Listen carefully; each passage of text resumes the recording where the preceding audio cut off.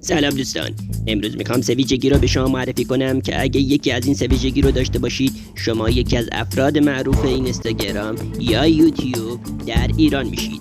اگر هر سه ویژگی رو داشته باشید که دیگه نور علی نور میشه. خب بریم تا با این سه ویژگی آشنا بشیم.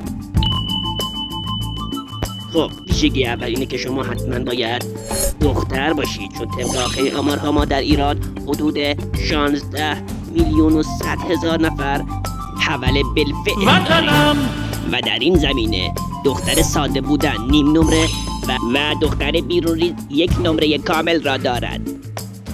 و شاعر هم می‌فرماید عجب بالا و پایین داره دنیا.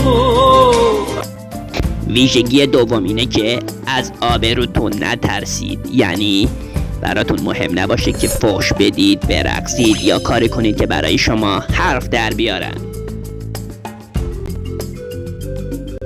و سومین ویژگی اینه که خالی از هر گونه عقل و منطق باشید. هرچه میخواهید بگویید، اظهار نظر کنید، کارهایی را انجام بدهید که ذره‌ای فکر کردن در آنها نباشد و یک انسان سالم آن کارها را انجام نمیدهد.